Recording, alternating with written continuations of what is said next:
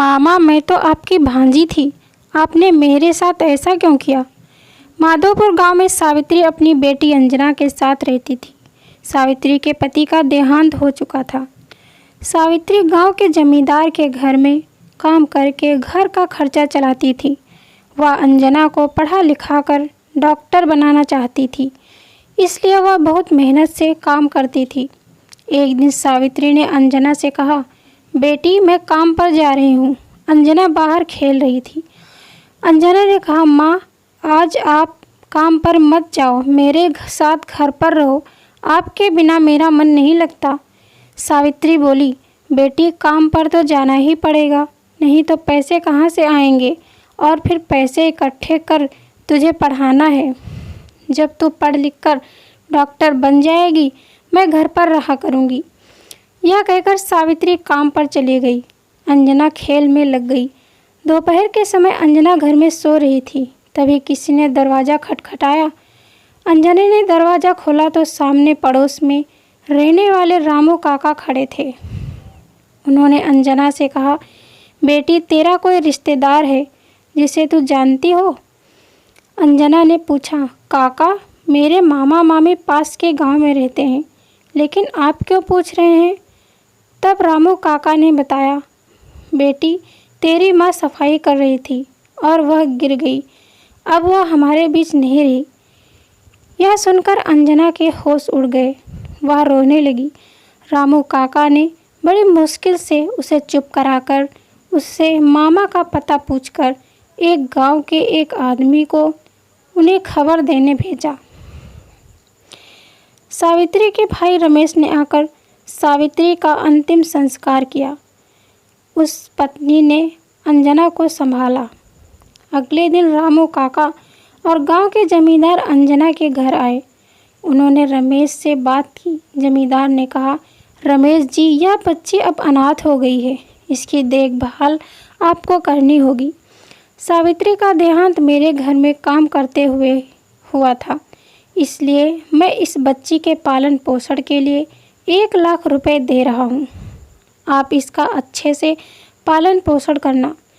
यह कहकर जमींदार ने रुपए रमेश को दे दिए।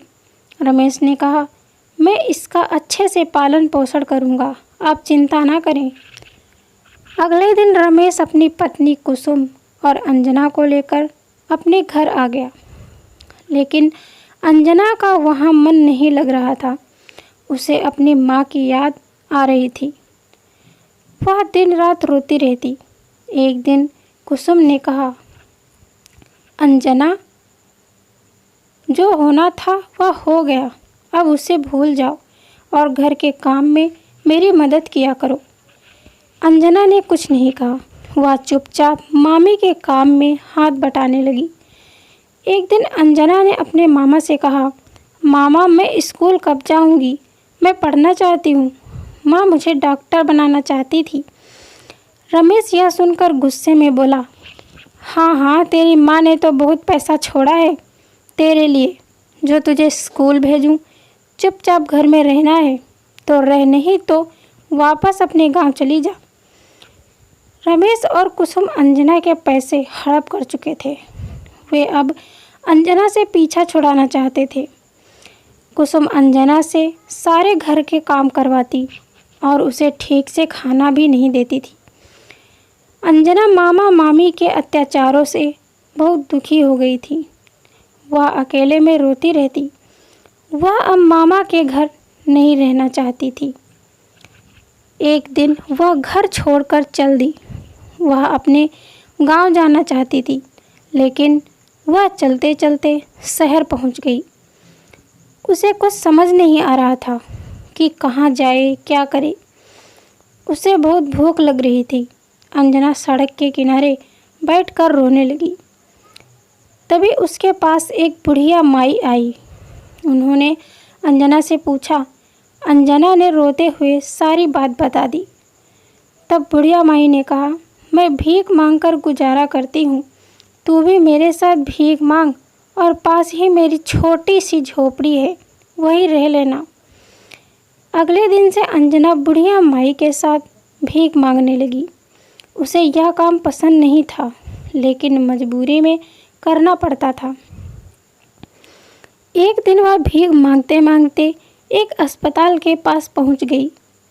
वह अस्पताल के अंदर चली गई। वहां उसे एक डॉक्टर मिले। डॉक्टर ने उनसे पूछा, बेटी तुम्हें क्या परेशानी है? तब अंजना ने कहा, डॉक्टर अंकल, मैं बिल्कुल ठीक हूँ। मुझे तो आपके जैसे डॉक्टर बनना है। मुझे डॉक्टर बना दीजिए।